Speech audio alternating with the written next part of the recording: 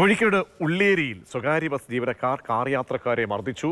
ബസ്സിന് സൈഡ് കൊടുക്കാത്തതുമായി ബന്ധപ്പെട്ട തർക്കമാണ് അക്രമത്തിൽ കലാശിച്ചത്. ഇന്നലെ രാത്രി 9 മണിയോടെയാണ് ഈ സംഭവം ഉണ്ടായ ദൃശ്യങ്ങളാണ്.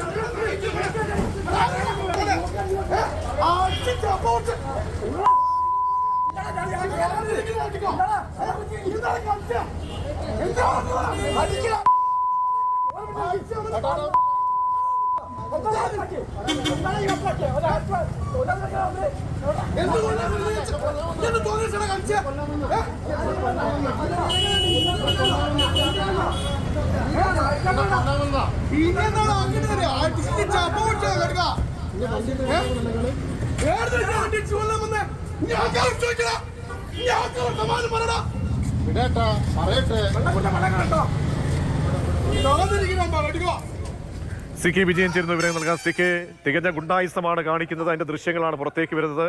പോലീസിൽ പരാതി വല്ലതും നൽകിയിട്ടുണ്ടോ? എന്താണ് സംഭവിച്ചത്? കഴിഞ്ഞ ദിവസം മാവൂർ റോഡിൽ അല്ലെങ്കിൽ കോഴിക്കോട് നഗരത്തിൽ മാനാഞ്ചിറക്ക് സമീപത്തെ ഇതുപോലൊരു സംഭവം നമ്മൾ കണ്ടതാണ്. ഇന്നലെ വൈകിട്ട് വടകരയിൽ ഇതുപോലൊരു സംഭവം ഉണ്ടായിട്ടുണ്ട്. ഇന്നലെ രാത്രി തന്നെ ഉള്ളിയേരിയിലൊരു സംഭവം ഉണ്ടാകുന്നു. എല്ലായിടത്തും പ്രശ്നം സ്വകാര്യ ബസ്സിന് സൈഡ് കൊടുത്തില്ല എന്ന കാരണമാണ്.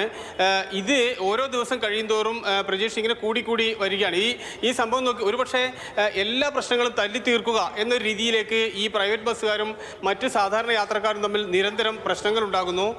അത് എത്ര മാരകമായ രീതിയിലാണ് നോക്കൂ. ഒരു ആൾക്കൂട്ടത്തിന് നടുവിൽ ഒരു ബസ് സ്റ്റാൻഡ് പോലുള്ള അത്രയും തുറസായ ഒരു സ്ഥലത്ത് വെച്ചാണ് ഒരു പ്രശ്നത്തെ പരിഹരിക്കുന്നത്. ഈ പ്രശ്നങ്ങളെല്ലാം തന്നെ തല്ലി തീർക്കുക എന്നൊരു രീതിയിലേക്ക് ഈ സ്വകാര്യ ബസ്സുകാർ എത്തിച്ചിരിക്കുന്നു എന്ന് തന്നെ പറയേണ്ടിയിരുന്നു.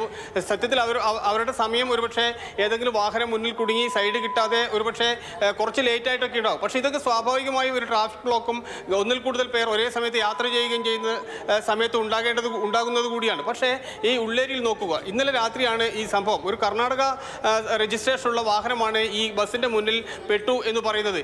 അദ്ദേഹത്തെയാണ് പിന്നീട് ഈ ബസ് ഓവർടേക്ക് ചെയ്ത് ഈ കാറിനെ ബ്ലോക്ക് ചെയ്ത് അവിടെ എത്തിച്ച് അതിനകത്തുണ്ടായിരുന്ന ആൾക്കാരെ ഇത്രയും ക്രൂരമായ രീതിയിൽ, ഇത്രയും മാരകമായ രീതിയിൽ മർദ്ദിക്കുന്നതും തെറിവിളിക്കുന്നതും ഇത്ര മോശമായി പെരുമാറുന്നതും. ഇത്രയും നിയമ സംവിധാനങ്ങളുണ്ട്.